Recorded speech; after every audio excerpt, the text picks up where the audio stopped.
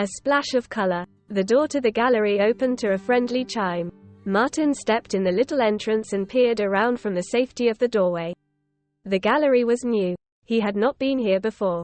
It was always strange going to a new place like this. He always felt he would be asked questions he had no idea how to answer. He was comfortable in stadiums and gymnasiums. Cheryl was always the explorer of small downtown stores. A new place? She was always so excited. Martin, let's go. Local artists always need support. He would follow along, pretending to dread it but not so secretly happy she was so happy. But she was not here today. He thought a surprise gift would be a much better idea. She loved restaurants. Both of them enjoyed date nights that were simple evenings at different eateries all over town. A few decades of gift certificates replaced more recently by gift cards got stale. She was always happy, but he wanted to do something different. Bottles of wine were tried for a few special occasions, but he seemed to have a remarkable knack for buying types of wine she didn't like. So this year he stepped further outside himself than he had ever stepped before. Art. Martin had no idea what to look for, but he took some pictures on his phone of the art Cheryl had picked up over the years. He had to have the neighbor help him take the pictures, but after repeated practice, he could now open them up on the phone without any terror or panic at all. That was something else he had in common with Cheryl. She was terrible with technology too. Good afternoon, sir, a voice even more cheery than the door chime called. Welcome to the Painted Pebble Gallery. He looked up. The voice belonged to a woman of perfectly young middle age, the only age Martin ever felt wistful about when he reminisced about life. Those years were old enough that he and Cheryl no longer felt bad about just staying in to watch television multiple nights a week. They were also still yet young enough that they didn't have to stay in if they didn't want to. Most nights they wanted to stay home. He remembered those years fondly and spoke of them often. Cheryl just smiled. Hi, he said simply. She smiled, a variant of the typical salesperson behind the counter in most of the specialty shops Cheryl loved to visit. Sarah Shumway. Martin Dempsey. He awkwardly held out his hand to shake. She grabbed it warmly as if he was an old friend. Glad to have you come by the gallery, Mr. Dempsey. I am a part-time artist and part-time manager here, she said with a friendly laugh. You are welcome to take a peek around, or I can guide you around, if you want. He nodded slowly. It was more of a delaying tactic while he considered what Cheryl would do. It felt uncomfortable coming here without her, though that would ruin whatever gift plan he had envisioned for her. I could probably use your help, he admitted.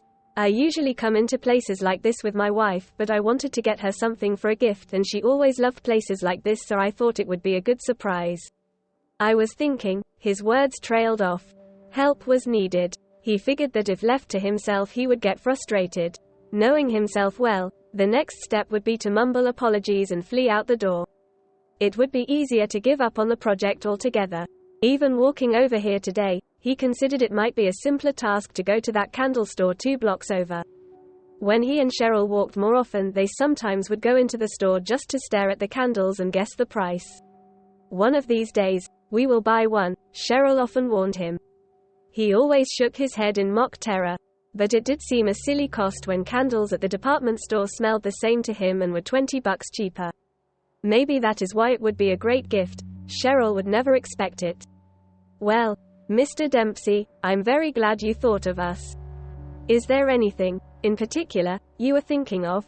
She gestured to the gallery rooms behind her. These are all local artists. We have quite a collection of quality works here. We have an artist that works in glass. Some of his work is fantastic. I have 2 of her pieces in my own home. She vaguely pointed to her left. We have 2 that work in wood. One of them specializes in decorative bowls and cups that make wonderful gifts. We also have 3 professional photographers here and multiple styles of. She stopped herself. I think I am overwhelming you. She took a deep breath and smiled again. I get pretty excited about all we have going on here sometimes. How about I give you a small tour? Martin nodded again. He felt a small bit of panic building up. He held out his phone. Do you have any art like this? He grunted, slightly pulling the phone back. He had not even pulled up the pictures. He stared intently at the screen and took a deep breath. His fingers always felt so clumsy on the screen. It was a great invention, it just wasn't invented for him. Fortunately, the pictures came up easily. He held up the phone towards Sarah and clumsily fingered through the pictures. She squinted and leaned in, and said, after every picture. "I think we have a few things that could help you get that perfect gift, Mr. Dempsey." She led him to a small chamber just a few steps away. "This is the work of Shandon Hennessy. You know him?" He shook his head. "He is so talented. His work is similar to what you showed me there. Fall prints. He really has an eye for the seasons. Some of the art you have pictures of there is really good too. Some of it looks familiar." She pointed to one large print on the wall. "That is my personal favorite." Martin peered at the painting she pointed to. "Cheryl, my wife, bought a few things here in town, then a few more when we would vacation. She was always on the lookout for fall stuff. She loves fall." Sarah nodded solemnly. "It is a beautiful season. Now let me show you one other artist we have here, and then I will back off so you can look at your own pace." She led him to the back of the building. "This is one of our newer artists. To be honest, I do not know their work as well as Shandon's, but the gallery committee saw her work and wanted her artist here. This is Cheryl Koopman's work." Sarah saw him start at the name. "Funny coincidence of name?" He shrugged and forced a smile. She continued, "She has not sold a lot of art yet, but as you look through her work you will see a lot of quality prints here as well." The shared name was a coincidence. But it did get Martin thinking about things. The manager walked back to the front of the gallery, leaving Martin to peruse at his own pace.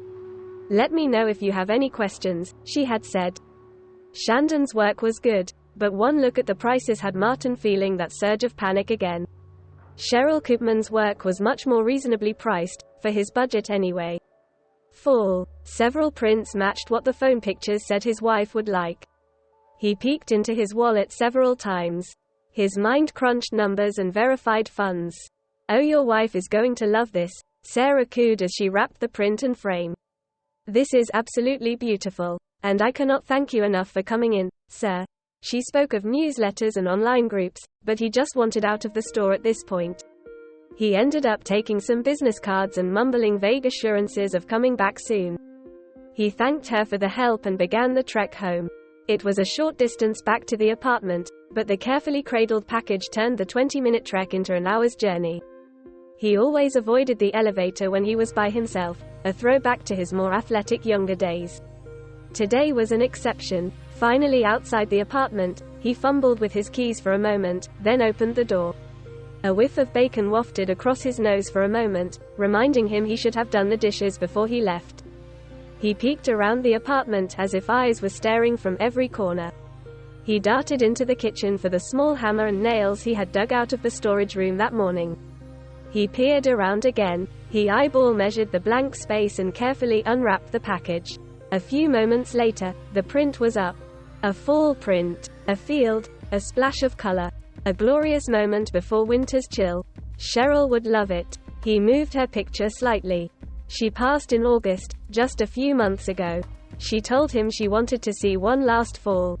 It was her favorite season. A break from the heat and the sun, she had always said. And always colorful. But she was so tired those last few days. So very tired. And he was so powerless. He had let her down. He knew it. And when just a few weeks later fall did come, it was too late. Yet now she smiled. Her picture smiled. It was taken at her birthday a few years before they had thought of cancer. Yet that smile was also for him right now. He knew it, even if he was just a silly old man that tried to let her see fall just one more time. The print was there beside her. They blended perfectly. A splash of color and life before winter's chill.